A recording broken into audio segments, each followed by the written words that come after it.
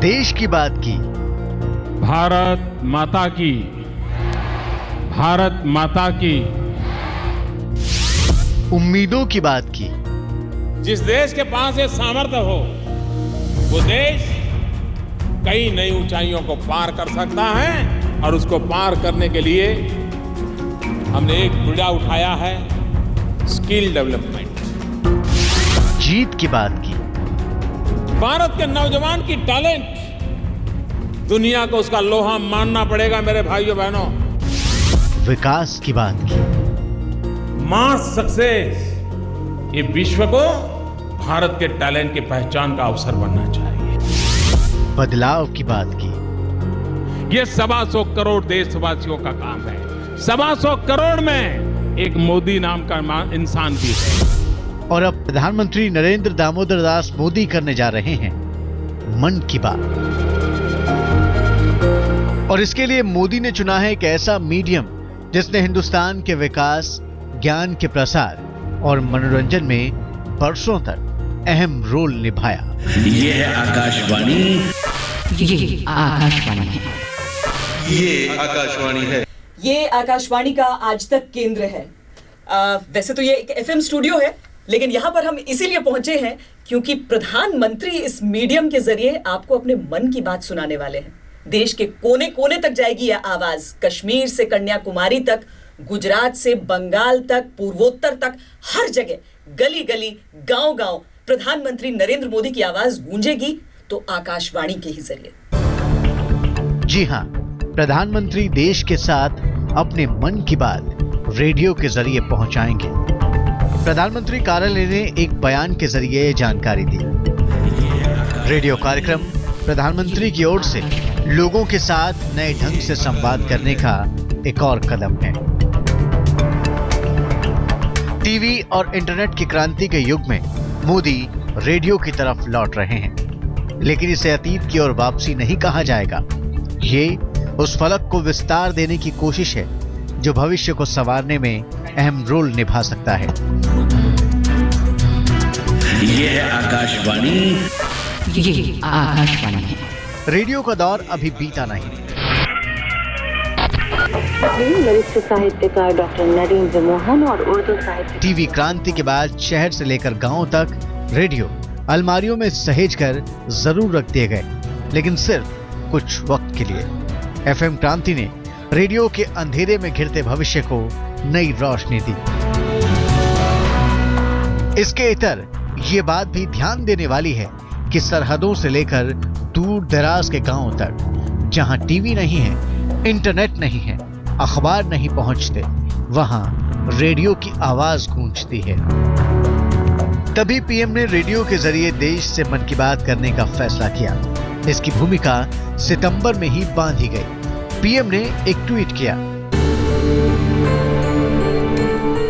Radio पर जुड़ते हैं, आपके विचार चाहते हैं।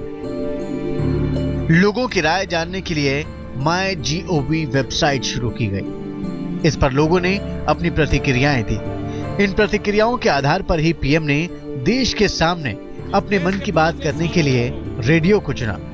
पीएम अब शुक्रवार को यानी दशहरे के दिन लोगों से रेडियो पर जुड़ेंगे। सुबह 11 बजे पीएम के मन की बात आकाशवाणी के सभी नेटवर्क पर प्रसारित होगी। वो बहुत दूर दूर तक है, रूरल एरियाज तक लोग सुनते हैं, जिनकी अभी तक टीवी तक रीच नहीं जा पाई है। छोटे से लेके बड़े से बड़ा इंसान सुनेगा अगर वो रेडियो पर बोलेंगे। तो ये सोच प्रधानमंत्री साहब की बहुत अच्छी है, मोदी साहब की। जो स्कूल जाने वाले बच्चे हैं वो भी सुनेंगे, जो ऑफिस जाने वाले हैं वो भी सुनेंगे। हर एक के पास टाइम होगा सुनने का। टीवी के लिए क्या है कि आपको वहाँ पर बैठना पड़ता है और देखते रहना पड़ता है, बट रेडियो है कि आप अपने साथ में लेके घूम सकते हैं। प्रधानमंत्री नरेंद्र मोदी टेलीविजन का सबसे लोकप्रिय चेहरा है, ये तो आप भी मानते होंगे। सोशल मीडिया के जरिए वो अपनी सरकार की एक एक बात पूरी दुनिया के सामने रखते हैं। न सिर्फ खुद रखते हैं बल्कि अपने सभी मंत्रियों को सख्त हिदायत दी है कि आप भी ट्विटर के जरिए लोगों से सीधे सीधे संपर्क में आए। इस दुनिया में कम ही नेता हैं जो उनके जितने लोकप्रिय हैं सोशल मीडिया पर, लेकिन रेडियो को चुनकर उन्होंने फिर, आप सोचेंगे कि आखिर उन्होंने ऐसा क्यों किया। एक ऐसा मीडियम ये है जो लगता है जैसे टेलीविजन के आने के बाद शायद कहीं साए में चला गया, लेकिन मोदी जानते हैं कि रेडियो के जरिए ही वो हर उस वोटर, हर उस शख्स से सीधे सीधे संपर्क में आ सकते हैं जो उन्हें सुनना चाहता है, उनके मन की बात जानना चाहता है। पीएम के मन की बात अब ये देश समझने लगा है। नरेंद्र मोदी बातों के जादूगर हैं। ये जादूगरी ऐसी है जो हिंदुस्तान को सपने दिखाती है, कुछ ऐसा करने का हौसला देती है जो देश की तकदीर और तस्वीर दोनों बदल सकती है। ये जिम्मेवारी उठानी चाहिए, नहीं उठानी चाहिए, लेकिन इसमें किसी को दुविधा नहीं है कि 21वीं सदी किसकी है। सबको मत है कि हिंदुस्तान की है। रेडियो पर मोदी का अंदाज बदल सकता है, लेकिन मूल मकसद वही रहेगा। मोदी हिंदुस्तान के लोगों को विश्वास दिलाने में जुटे हैं कि वो देश का कायाकल्प कर सकते हैं। बड़े सपने देखने और उन्हें पूरा करने के लिए विरासत में बड़प्पन मिलना जरूरी नहीं, बल्कि संकल्प की शक्ति जरूरी है। कभी कभी लोग मुझे पूछते हैं, मोदी जी बड़ा विजन बताओ ना, बड़ा विजन।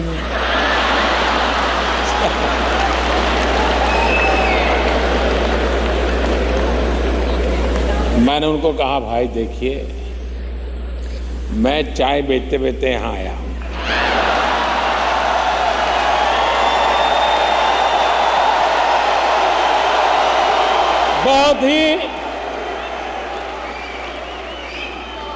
मैं एक बहुत ही छोटा इंसान हूं, मैं बहुत ही सामान्य इंसान हूं।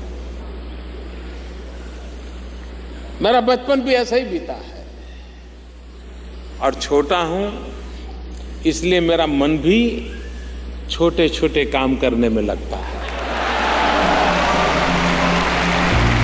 मोदी ने पहली बार कहा है कि वो मन की बात करने जा रहे हैं, लेकिन जब भी वो बात करते हैं मन को छू लेते हैं।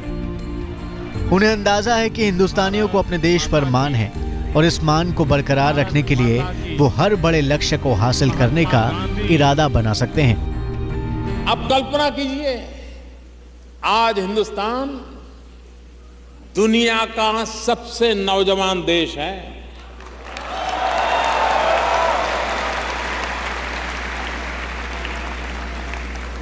दुनिया की सबसे पुरातन संस्कृति वाला देश और दुनिया का सबसे नौजवान देश।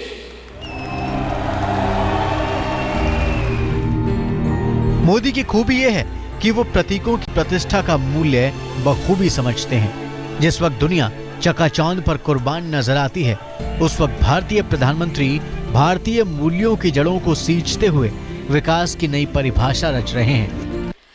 आप आजकल रेडियो कब सुनते हैं?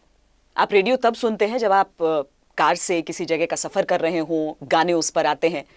लेकिन अब आप अपने पसंदीदा नेता को सुनना चाहते हैं, अपने प्रधानमंत्री को सुनना चाहते हैं, तो आप रेडियो जरूर सुनेंगे, क्योंकि रेडियो पर ही मन की बात प्रधानमंत्री नरेंद्र मोदी करने वाले हैं। यूं तो नए नए आइडियाज उनके दिमाग में तमाम आते हैं, उन्हें वो अमल उन पर करने की कोशिश भी करते हैं भरपूर।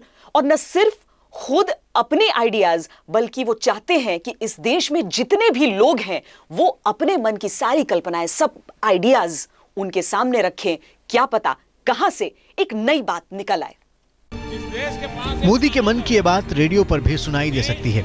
देश की सूरत बदलने का जो संकल्प मोदी ने ठाना है, उसमें वो लगातार नई कड़ियां जोड़ रहे हैं। इस कड़ी में वो किसी तरह का भेदभाव नहीं बरतना चाहते। जो शख्स समाज में बदलाव लाने के लक्ष्य में मददगार बन सकता है, मोदी उसकी तरफ खुले दिल से हाथ बढ़ा रहे हैं। आज मैंने गोवा के गवर्नर आदरणीय मृदुला सिन्हा जी को निमंत्रित किया है। मैंने भारत रत्न सचिन तेंदुलकर जी को निमंत्रित किया है। मैंने योग गुरु बाबा रामदेव जी को निमंत्रित किया है। स्वच्छ भारत अभियान शुरू करने वाले मोदी को भरोसा है कि इस कार्यक्रम से न सिर्फ देश की इमेज बदलेगी, बल्कि गरीबों को भी फायदा होगा। हम सिर्फ गंदगी साफ करें तो हमारे देश के गरीबों के जेब से कम 6,500 रुपया बचने वाले। मोदी की खासियत यह है कि उन्होंने सफाई के मुद्दे को भी विकास की अवधारणा से जोड़ दिया है। भारत ये कर सकता है, भारतवासी कर सकते हैं। अगर भारतवासी कम से कम खर्च में मार्स में पहुंच सकते हैं तो क्या भारतवासी अपना गली मोहल्ला साफ नहीं कर सकते हैं? देश की सूरत बदलने के साथ मोदी का इरादा गंगा को भी साफ करने का है। गंगा की सफाई के लिए मोदी देश दुनिया में बसे भारतीयों को हाथ बढ़ाने की अपील कर चुके हैं। मोदी रेडियो कार्यक्रम के दौरान भी इस मुद्दे को उठा सकते हैं। हमारी गंगा शुद्ध होनी चाहिए कि नहीं होनी चाहिए? गंगा साफ होनी चाहिए कि नहीं होनी चाहिए? गंगा सफाई में सारे देशवासियों ने मुझे मदद करनी चाहिए कि नहीं करनी चाहिए? मोदी के सपने और भी हैं। वो जब रेडियो पर अपने मन को खोलेंगे तो इन सपनों की खूबसूरत तस्वीर भी देश के सामने पेश कर सकते हैं।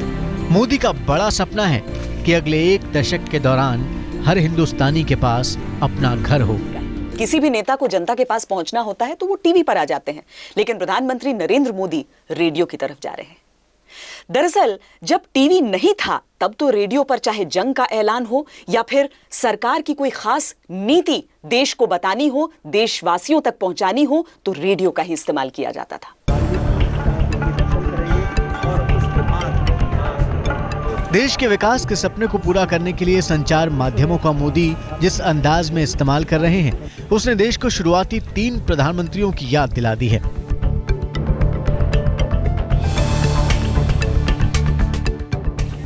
आजादी की रात पहले पीएम पंडित जवाहरलाल नेहरू का ऐतिहासिक भाषण रेडियो पर ही प्रसारित हुआ था। 90 मिनट के उस भाषण में पंडित नेहरू ने अपने सपनों के भारत की तस्वीर पेश की। नेहरू के नजरिए के मुताबिक आजाद हिंदुस्तान की तस्वीर कैसी होनी चाहिए, देश को इसकी जानकारी रेडियो ने ही कराई। बहुत दिन तक हम गुलाम रहे, उससे हमें गुलामी से नफरत हुई, तो हम औरों को गुलाम कैसे बना सकते हैं। इसलिए आज के दिन खास तौर से मैं आपको एक अमन की बात कहा चाहता हूँ, क्योंकि बुनियादी सबक जो महात्मा जी ने हमें सिखाया वो अमन का, वो शांति का, वो अहिंसा का। मुमकिन है कि हम अपनी कमज़ोरी से पूरी तौर से उस रास्ते पे नहीं चल सके, लेकिन फिर भी बहुत कुछ हम चले। और अगर दुनिया में हिंदुस्तान की एक ज़बरदस्त इज्जत है इस वक्त, क्यों है? कभी आपने सोचा? आपने और हमने कुछ काम किए, कभी भले कभी बुरे, लेकिन अगर दुनिया अगर हिंदुस्तान के सामने झुकती है और इज्जत करती है तो एक आदमी की वजह से, वो बड़ा आदमी जिसने हमें आज़ादी तक पहुंचाया, उसने दुनिया का सर झुकाया। देश के दूसरे प्रधानमंत्री लाल बहादुर शास्त्री के विजन को भी देश के कोने कोने तक पहुंचाने में रेडियो की भूमिका रही। देश को अन्न उत्पादन के क्षेत्र में आत्मनिर्भर बनाने के लिए शास्त्री जी ने जो अमर नारा दिया, उसकी गूंज रेडियो के सहारे ही दूर दराज तक पहुंची। मैं ये समझता हूँ कि आज के ज़माने में अगले 2-3 महीनों में न दावतों की ज़रूरत है, न डिनर्स की ज़रूरत है, न लंचेस की ज़रूरत है। मेरा मतलब व्यक्तिगत नहीं, जो ये बड़ी बड़ी दावतें या छोटी मोटी दावतें होती हैं, उन्हें हमें बंद करना होगा। मिनिस्टर्स भी न कोई दावत मंजूर करेंगे, न कहीं जाएंगे, न कोई दावत लेंगे और न कोई पार्टीज होंगी। मैं जानता हूं कि इससे कोई बहुत बचत की बात नहीं, लेकिन आज देश का एक मानस तैयार करना है, देश का दिमाग तैयार करना है। इंदिरा गांधी ने इंडिया के लिए जो विजन तैयार किया, उसे भी रेडियो ने ही पूरे देश में प्रसारित किया। अगर हमने आज़ादी के बाद एक समाजवादी रास्ता पकड़ा तो इस जनता के लिए पकड़ा, और अगर आज भी लोग बैंकों में रुपया रखते हैं तो शायद जो सबसे गरीब हैं उनके पास तो रुपया रखने को नहीं है, लेकिन जो रखते हैं वो बड़े बड़े पूंजीपति केवल नहीं, लेकिन बहुत से छोटे लोग भी रखते हैं। खाली आज तक थोड़े से लोगों को उस रुपया का अपने लाभ के लिए उपयोग करने का मौका मिलता। बस उस चीज़ को हमने रोका है। हमने किसी का रुपया नहीं ले लिया। हम नहीं चाहते कि जो रुपया लोगों ने रखा है वो किसी तरह से बर्बाद हो या फिजूल खर्ची हो या इस तरह से कर्ज दिया जाए कि वो वापस नहीं आए। ये कुछ नहीं करना चाहते। केवल ये कि जहाँ एक मुट्ठी भर के लोगों के को अख्तियार था कि किस तरह वो किस काम में लगाएं, वो उनसे हक लिया जाए और राष्ट्र के कामों में ये रुपया लग सके। बाद के दौर में प्रधानमंत्रियों और आला नेताओं के भाषण रस्मी होने लगे। विजन सरकारी योजनाओं का हिस्सा भर बन गया। देश चलाने वालों और आम लोगों के बीच संवादहीनता की स्थिति बन गई। नारों के जन आंदोलन में तब्दील होने का दौर थम गया। कहा जाता है कि टीवी पर जब आप बोलते हैं तो आपके हाव भाव भी लोग देखते हैं, या फिर प्रत्यक्ष अगर उनके सामने होते हैं तो सिर्फ आवाज नहीं बल्कि आपका अंदाज भी बहुत कुछ कह जाता है। लेकिन नरेंद्र मोदी का अंदाज क्या सिर्फ टीवी का मोहताज है या नहीं? जब रेडियो पर उनका स्पीच प्रसारित होगा उसके बाद ये ज्यादा समझ में आएगा। वैसे भी नरेंद्र मोदी को बाजीगर कहा जाता है, शब्दों का बाजीगर कहा जाता है। वो शब्द रेडियो के जरिए लोगों तक पहुंचेंगे तो कितना सबके दिल को लुभाएंगे। मित्रता और सहयोग बढ़ाने के लिए पूरी गंभीरता से शांतिपूर्ण वातावरण में बिना आतंक के साये के साथ द्विपक्षीय वार्ता करना चाहता हूं। मोदी ने अपनी संवाद कला के जरिए सिर्फ हिंदुस्तान को ही कायल नहीं बनाया। पीएम बनने के बाद मोदी जहां भी गए अपने अनूठे अंदाज के दम पर उन्होंने लोगों को दीवाना कर दिया। भूटान और नेपाल में मोदी की एक झलक पाने को सड़कें भर गई।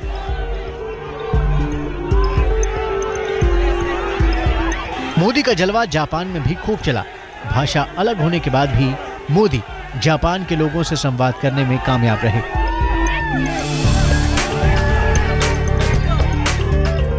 अमेरिका में भी मोदी को ऐतिहासिक महत्व मिला। उन्होंने भारतीय मूल के लोगों के साथ अमेरिकियों का भी दिल जीता।